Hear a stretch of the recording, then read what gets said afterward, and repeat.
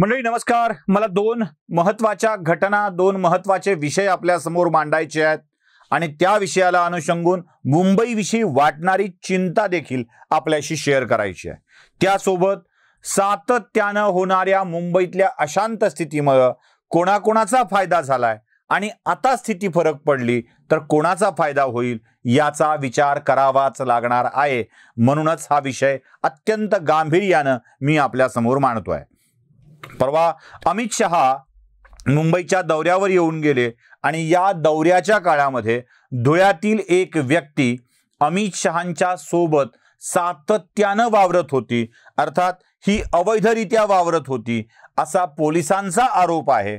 आणि त्याला पकडून एका 32 वर्षीय तरुणाला पकडून मुंबई पोलिसांनी गिरगावातल्या 40व्या न्यायालयामध्ये उभं केलं होतं. त्याचं पुढे काय झालं याविषयीचे अपडेट येत राहतीलच. हा प्रकार किती गंभीर आहे मला माहित नाही, पण हेमंत बन्सीलाल पवार असं त्या व्यक्तीचं नाव आहे असं देखील समजतंय. यातली अधिकृत माहिती मी तुम्हाला पुढे देईनच.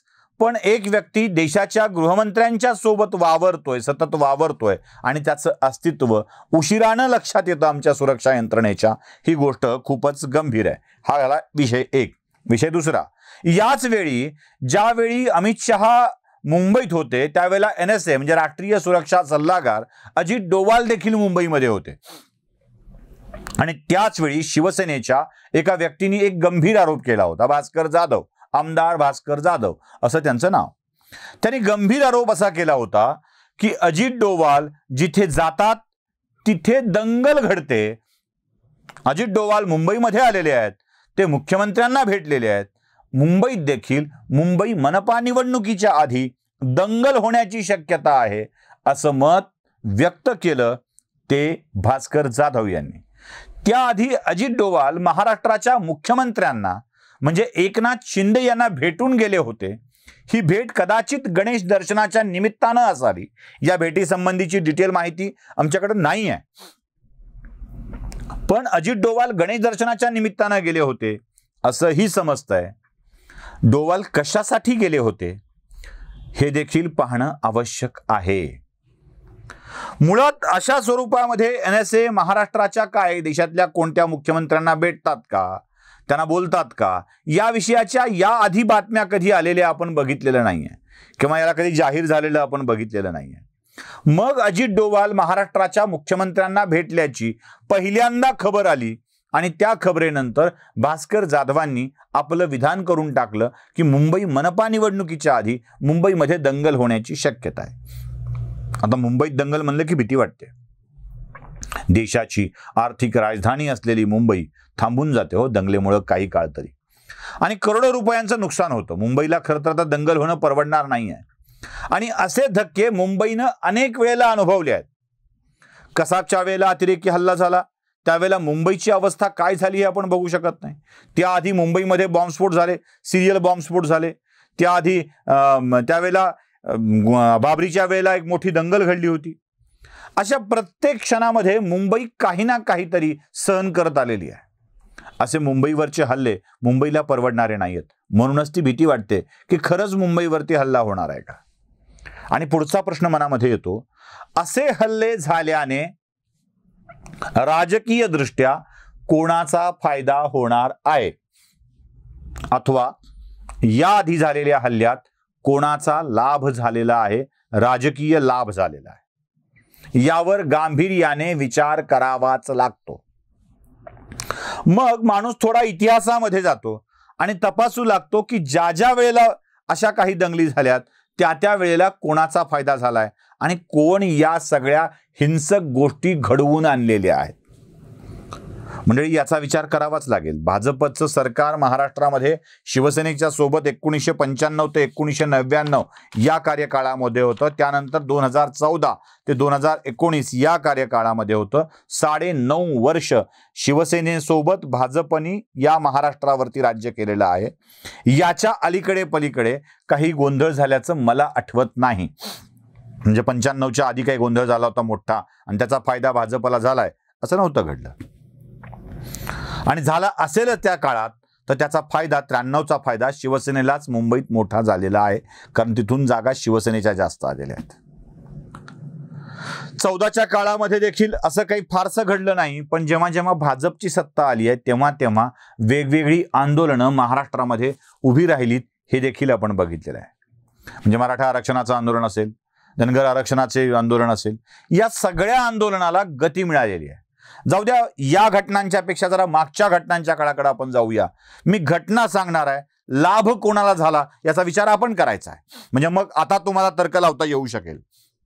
मुंबईत शिवसेना वाढत होती, त्या काळामध्ये मराठी माणूस हा मुद्दा खूप मोठ्या प्रमाणावर होता. बजाव पुंगी हटाव लुंगी ही घोषणा गाजलेली होती. यंडूगंडूंचं राज्य संपवा असं बाळासाहेब अभिमानानं सांगायचे, आणि त्या काळामध्ये दक्षिणात्य लोकांना हटवण्यासाठीची प्रक्रिया चालू होती.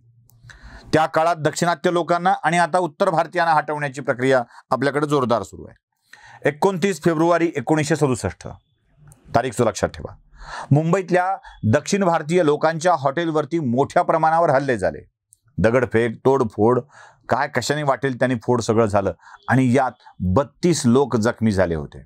या हल्ल्यामुळं दक्षिणात्य लोक पिछाडीवर गेले होते आणि मराठी माणसांचा दबदबा वाढलेला होता. अर्थात याचा फायदा कुणाला झाला हे मी तुम्हाला वेगळं सांगण्याची गरज नाही, तुम्ही अंदाज लावू शकता. पुढच्या 21 मार्च 1964 या दिवशी मुंबईतल्या 17 चित्रपटगृहांवरती हल्ला झाला होता. अनेक लोक जखमी झाले होते. मोठ्या प्रमाणात चित्रपटगृहांचं नुकसान झालेलं होतं. हाही हल्ला मराठीच्या मुद्द्यावर करण्यात आला होता. कोण केला होता, याचा फायदा कोणाला झाला हे तुम्हालाच ठाऊक आहे. 5 जून 1968 साली प्रोटेक्शन मनीच्या नावाखाली खंडणी घेणाऱ्या अनेकांच्यावरती कारवाई झालेली होती. ते तुम्ही जरा कुणावर झाली होती, कशी झाली होती याचा अभ्यास करून घ्या. नोव्हेंबर 1972 मध्ये नरिमन पॉइंटला असलेल्या एअर इंडियाच्या कार्यालयावर मोठा हल्ला झाला होता, आणि यातले chief personnel officer mister Nanda यांना मोठ्या प्रमाणात मारहाण झाली होती. या दंगलीचा लाभ देखील कोण उचलला, कोणात मोठेपणा झाला हे देखील तुम्ही जाणू शकता. 28 जून 1970 या दिवशी देख वसंता, मुंबई होईल कलकत्ता अशा अर्थाच्या घोषणा देत होत्या. वसंतराव त्यावेळेला महाराष्ट्राचे मुख्यमंत्री होते. मुंबईचा कलकत्ता होईल, अशांत स्थिती होईल अशाही धमक्या देण्यात येत होत्या. त्याचाही फायदा मुंबई मनपाच्या निवडणुकीत कुणाला झाला याचा अंदाज तुम्ही लावू शकता. 1993 साली रमेश मोरे यांची झालेली हत्या हा देखील महत्त्वाचा विषय. वामनराव महाडिक जेव्हा पहिल्यांदा विधानसभेवर निवडून आले तेव्हा त्यांच्या त्यांच्या निवडून येण्याच्या आधी कोणाची हत्या झाली होती हे मी तुम्हाला वेगळं सांगण्याची गरज नाही आहे, आणि हे तुम्ही आधीच बघितलेलं आहे. या सगळ्या विषयामध्ये माझ्या मनात एकच प्रश्न पडतो. दत्ता सामंतांची हत्या झाली होती, त्यावेळेला कोण निवडून आलं होतं? त्यावेळेलाही शिवसेनेचाच खासदार निवडून आला होता. अशा घटना वारंवार होतात तेव्हा लाभ कोणाचा होतो?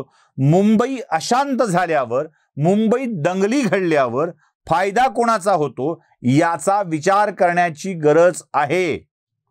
म्हणून भास्कर जाधवांच्या विधानावरती मी थोडासा थांबतो आणि विचार करतो की खरंच मुंबई मनपा निवडणुकीच्या आधी जर दंगली होणार असतील तर याचा फटका मुंबईला बसणार आहे, आणि फायदा कोणाला होणार आहे हे वेगळं सांगण्याची गरज नाही आहे, स्पष्ट करण्याची गरज नाही आहे.